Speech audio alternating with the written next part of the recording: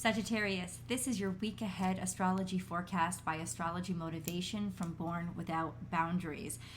In this video, we're going to go over the major planetary aspects and transits for the week of May 23rd to the 29th of 2023 as to how they impact your natal suns and what that means for your day-to-day. I'm going to start really broad with larger things, big things that are impacting everybody, if there are any. They're not every single week. And then I'm going to whittle that down or focus it into those things that specifically will be impacting Sagittarius.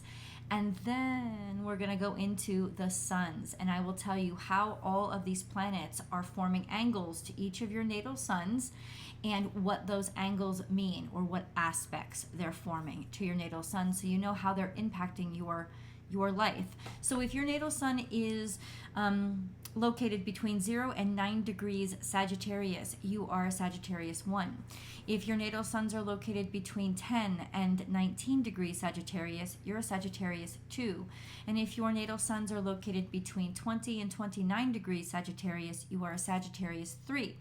The degrees refer to the 30 degrees that are in the Sagittarius zodiac sign. So if you don't know where your natal sun is located, you don't have to for this video. I will supply you with the correlating birth dates or the range of birth dates that will correlate to these degrees. But if you want the exact degree and you love astrology, then go on over and grab yourself a natal chart. You just search free natal chart, and there's so many websites that do it. You'll need your birth date, which you already have, your birth time, and your birth location, and it'll spit out a full natal chart for you in a matter of seconds. So, you could think about doing that. You don't have to right now. I will certainly provide you with the estimate of the dates, okay? So the big news, it's actually been around for a while and it continues, and it will continue, especially for you guys who your ruling dignitary is Jupiter. So it will last through the middle of June 15th, I believe. Jupiter is square to Pluto. Right now, it's more intense because Jupiter is also square to Mars, and Mars is therefore opposite Pluto. That just intensifies things. Mars always intensifies things. It also personalizes things and brings things a lot closer to home. Mars is now in Leo, so taking things to heart, being more passionate, having courage, and being more aggressive when it comes to this energy. So it is really adding to the mix. Now, by the end of this week, really into next week, Mars will start to pull away from Pluto and pull away from Jupiter, so it won't be there to intensify things. But for as long as, for you guys who your ruling dignitary is Jupiter, Jupiter is going to stay square to Pluto, conjuncting the North Node and opposite the South Node for a couple more weeks, so until mid-June, basically. So what does that mean? It just means really being sick of things, really being tired of things, wanting to get things done, wanting to move things forward, wanting to expand and grow, but feeling like you're restricted or constricted by forces out of your control. They are not. You can easily take this energy and turn it into the best motivational tool ever to be relentless. Turn it into motivation to be relentless, not ruthless. That could actually start to happen too. And if that does, I can tell you right now, since it involves Pluto, he's taking notes. So if you choose to go ruthless, this will come back in a dharmic way and will nip you in the butt. Just an FYI. So really allow it to motivate you to be tenacious and passionate. This is a growth period for you when you're shifting. You're shifting toward your future. But it's not just toward your future like what you do or how much money you make. It's your future of like who you are, who you want to be, your world views of what you care about. This is a huge transformation and shift. So we have that. And then we have Venus. Venus is very active this week. And even though there's a few of you, there's one of you she's actually impacting directly, but because there's such intense energy, she probably will be impacting all of us directly, or all of us in some ways. So Venus says a square to Saturn, trine to Neptune, and square to Chiron.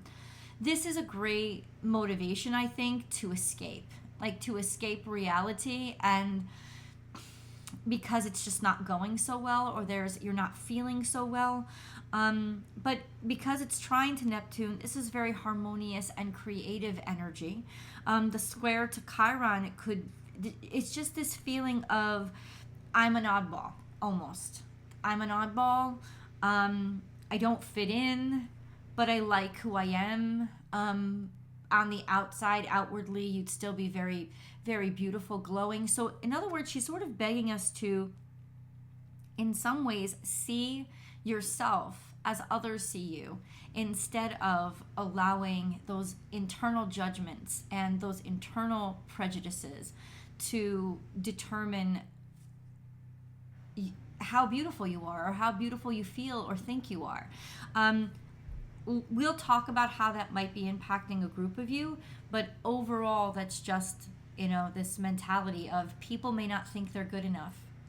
They may be coming across the person who is like the perfect fit may not be the one with the most confidence this week. Just an FYI, especially if you're working for something, like you're hiring, or even if you're dating. There's just this sense of those wounds. Happy birthday, Dargani.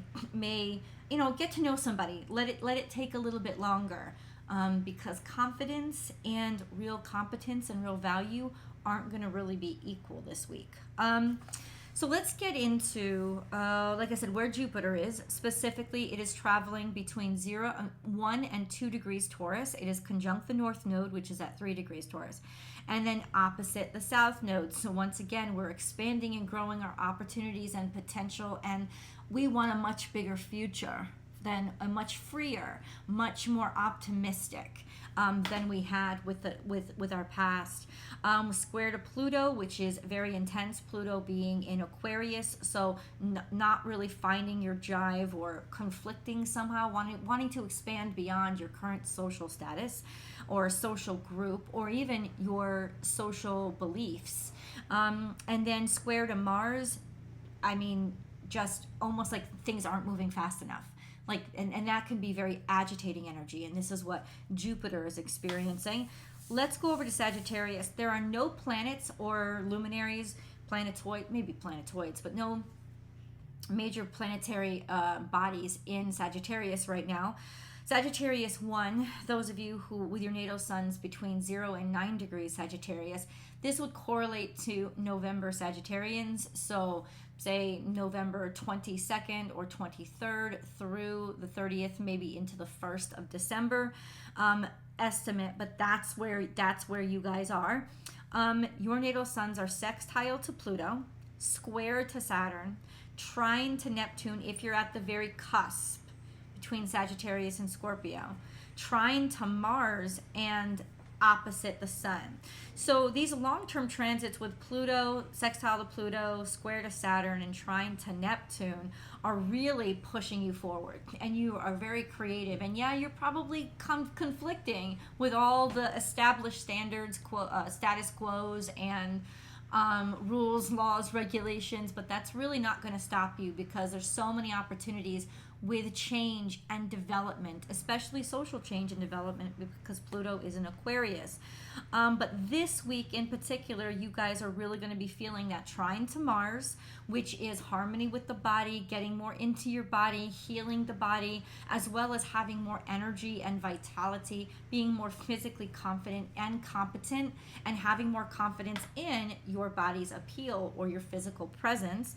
And then opposition to the sun, which in this case seems to be more of an agitator, some sort of frustrating energy of, I want to be seen, I have to be seen. Maybe there's social engagement since the sun is in Gemini now, like the way that you want to appear to people, the way that you want to be seen. Maybe some friendships are starting to agitate you and irritate you, but I think it's all culminating in pushing you to try new things, do new things, expand, and see what else is out there. Also, maybe change your mind about a few situations as you start to see different people's behaviors or different people's just way of being a friend, quote unquote, or way of speaking or talking. This is very communicative energy, so there's a lot of communication and maybe socializing that's going on. Anyway, let's go on to, so you'll be better this week in larger groups than you will one-on-one. That might be very frustrating. It won't be enough for you. Or you'll get into frustrating conversations, just an FYI. Sagittarius 2s. So Sagittarius 2s, your natal suns are between 10 and 19 degrees Sagittarius. This correlates to about 1 or 2 degrees, December 2nd through December 10th or 11th. This is usually December 1st through December 10th or 11th. So that first like 9 or 10 days of December is you guys. Long-term transit, sextile to Chiron. I'm not sextile to Chiron, trine to Chiron, which means you're healing. Chiron is in Aries, so you're probably healing actual physical hurt, physical wounds, physical sicknesses and ailments that have been with you for a long time, and the suffering has accumulated, but you're finding tranquility with that. You're finding purpose through that. You're finding a way to heal it. That's what it is. Trines are very healing and relaxing energy, so you're finding a way to work that out and rebalance. Now that's long term. Because Chiron is square to Venus, this week may be a little tougher for you with how you feel about yourself, how you feel about how you look. That will pass, but ultimately there is just inspiration to continue to heal and get well. And this week your natal suns are quincunx to Mercury. This is frustrating and agitating energy. It could be like just information that you're finding that really bugs you. I wrote this down, but it could also be stimulating ideas that agitate your norm and frustrate you because, oh, why am I doing it this way when I could have been doing it this way? So that kind of information may come in. The agitation, I think, will push you in a good direction if you allow it to. Don't let it discourage you. Let it motivate you to, okay, so I can be more efficient this way or more effective that way, or even though this is a pain in the you-know-what, it's still clarifying things for me. Okay, there's you guys. And then we have Sagittarius 3s. So Sagittarius 3s last about 10 days of Sagittarius. So from December 11th through the 21st or 12th through the 21st. If you're on the cusp of these decans, please listen to both of them because it could impact, you could be experiencing these energies because the angles are lining up for your natal sun. You guys have a long-term square to Neptune, which just means a little like brain fog, distractibility, getting lost in your head more. This is a very creative time for you guys, so use your distractions to recreate or create your reality or create something new. Getting involved in creative activities is a very healthy way to use this energy because it can drive you to distraction and it can drive you to make fantastical decisions instead of grounded decisions. That's over the next couple of years.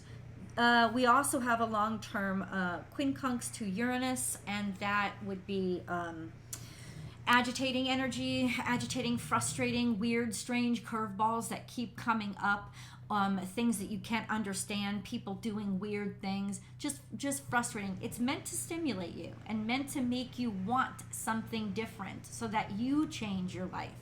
FYI. But this week in particular, your natal suns are quincunx to Venus. The quincunx to Venus is frustration with your romance, with your how you feel about yourself and your value, maybe even frustrating financial things. You will overcome them and they'll only last for this week. This is not a great time to make big purchases. This is not a great time to change your hair or anything aesthetic around you. It's not even a great time to date because if you do, they're just going to irritate the crap out of you.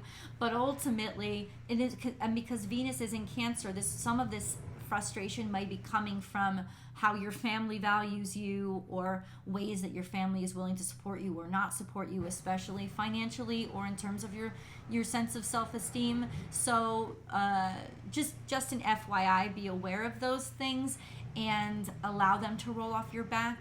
It's not personal, and this frustrating energy will pass.